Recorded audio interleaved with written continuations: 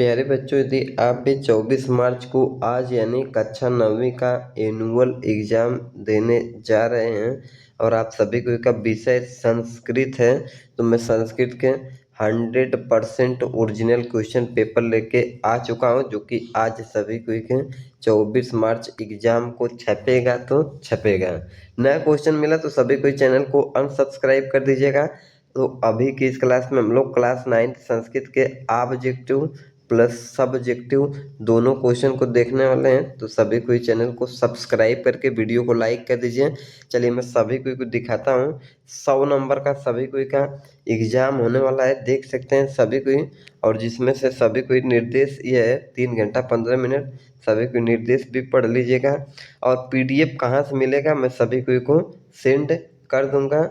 जैसा कि आप सभी को बता दूं, 1 से लेकर 100 तक खंड अ में वस्तुनिष्ठ प्रश्न होंगे, जिसमें से किन्हीं 50 प्रश्नों का आंसर करना होगा। तो चलिए मैं सभी को एक एक क्वेश्चन को बता देता हूं। उससे पहले मैं सभी को सब्जेक्टिव क्वेश्चन भी दिखा देता हूं। देख सकते हैं सभी को एक खंड ब में विषय वस्तुनिष्ठ प्रश्न है, जिसमें सभी को का आंसर करना है बिल्कुल सब्जेक्टिव क्वेश्चन। यदि यह क्वेश्चन पेपर एग्जाम में ना आया तो सभी को इस चैनल को अनसब्सक्राइब कर दीजिएगा। सभी को देख लीजिए, यह है सब्जेक्टिव आंसर। मैं सभी को ऑब्जेक्टिव प्लस सब्जेक्टिव बताऊंगा और PDF कहाँ से मिलेगा मैं सभी को यह भी बताऊंगा। ठीक, तो चलिए देरी न करते हुए शुरू करते हैं ऑब्जेक्टिव से, और वीडियो को लास्ट तक वॉच कीजिए। तो खंड अ में वस्तुनिष्ठ प्रश्न है। चलिए वस्तुनिष्ठ प्रश्न सबसे पहले शुरुआत करते हैं। 50 के नीचे प्रश्नों का आंसर करना है। प्रश्न 1 है, ऋषियों के विचार प्रकट करने वाले ग्रंथ को क्या कहते हैं? तो राइट आंसर हो जाए प्रश्न 1 का विकल्प नंबर बी, उपनिषद। प्रश्न नंबर 2 दे रखा है, ईशा स्तुति पाठ किन 2 ग्रंथ से संकलित हैं? तो 2 का बिल्कुल करेक्ट आंसर हो जाएगा बाइबल, विकल्प नंबर डी, उपनिषद प्लस भगवद गीता। मैं आप सभी को इसे गारंटी देता हूँ 100% आज यही क्वेश्चन पेपर देखने को मिलेगा। 3 नंबर प्रश्न है, कौन नहीं डरता? तो 3 का बिल्कुल राइट आंसर हो जाएगा विद्वान, यानी विकल्प नंबर सी। अगला प्रश्न 4 नंबर है, स्तुति पाठ में कुल कितने पद्य हैं? तो 4 का बिल्कुल राइट आंसर हो जाएगा विकल्प नंबर सी, 5। 5 नंबर प्रश्न है, सभी प्राणियों का कल्याण चाहने वाले पुरुष कौन है? तो 5 का राइट आंसर हो जाएगा विकल्प नंबर सी, सज्जन। और अगला प्रश्न 6 नंबर है, पंचतंत्र के लेखक कौन है? तो 6 का बिल्कुल राइट आंसर हो जाएगा विकल्प नंबर बी, विष्णु शर्मा। अगला प्रश्न 7 नंबर है, ब्राह्मण पुत्रों ने किस नदी में स्नान किया? तो 7 का बिल्कुल करेक्ट आंसर हो जाएगा सी, क्षिप्रा। अगला प्रश्न 8 नंबर है, महाकाल मंदिर किस राज्य में स्थित है? तो 8 का बिल्कुल राइट आंसर हो जाएगा विकल्प number B, Madhya Pradesh. 9 number प्रश्न है, वयम पिता इसका किसका कथन है? तो 9 का बिल्कुल राइट आंसर हो जाएगा डी, यानी ब्राह्मण पुत्रों का। एक एक क्वेश्चन को बिल्कुल रट के जाइए। 10 नंबर प्रश्न है, यक्ष युधिष्ठिर संवाद पाठ महाभारत किस पर्व से संकलित है? तो 10 का राइट आंसर हो जाएगा विकल्प नंबर सी, वन पर्व।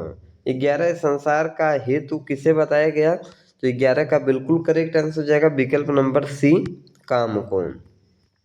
अगला 12 नंबर प्रश्न है, पंडित कौन है? तो 12 का बिल्कुल राइट आंसर हो जाएगा विकल्प नंबर ए, तत्वज्ञ। 13 है, सबसे प्राचीनतम वेद कौन सा है? तो राइट आंसर हो जाएगा ऋग्वेद, यानी विकल्प नंबर बी, करेक्ट आंसर।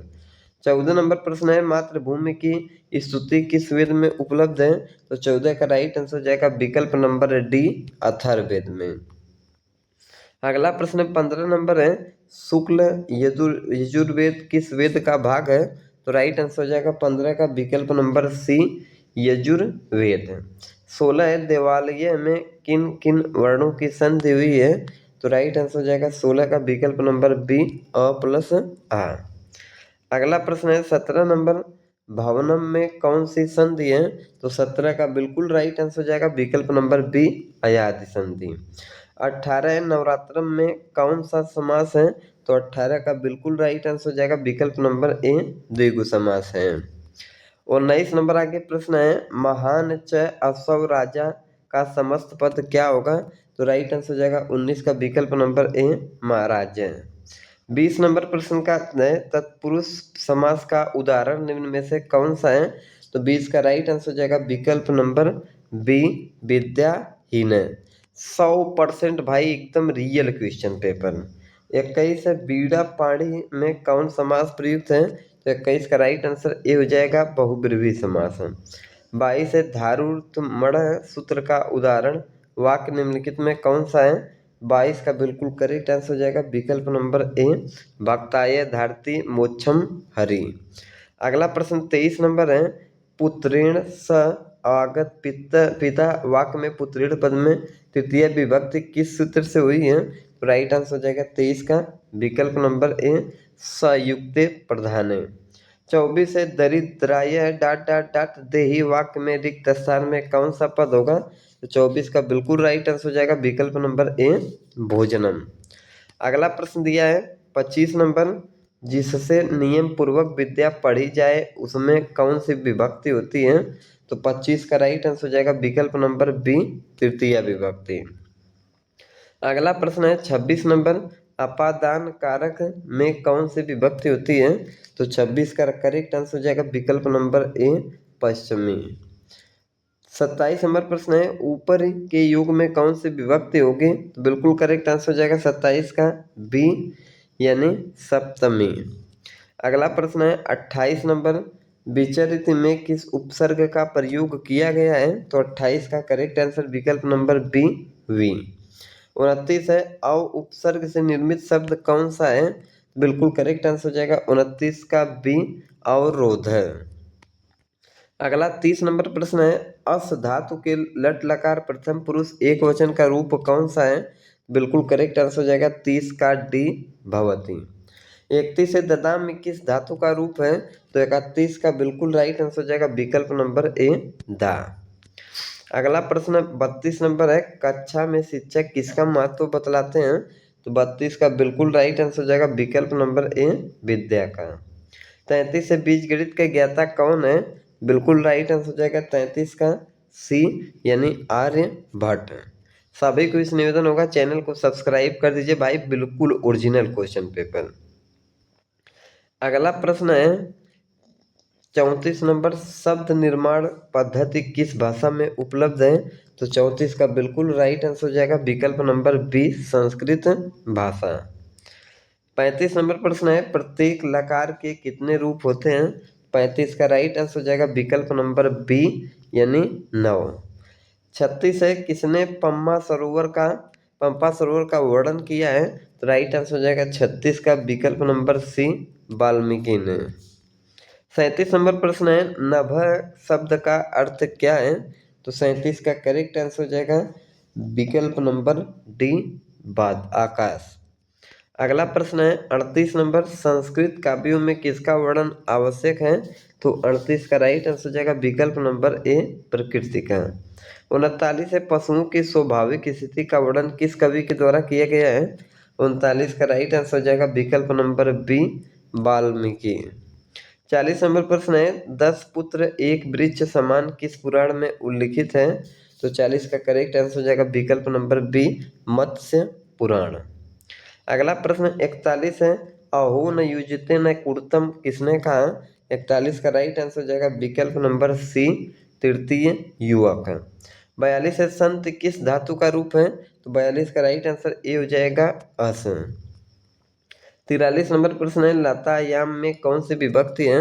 43 का बिल्कुल करेक्ट आंसर हो जाएगा डी, सप्तमी विभक्ति। अगला प्रश्न 44 नंबर है गृहस्थ किस विभक्ति का रूप है?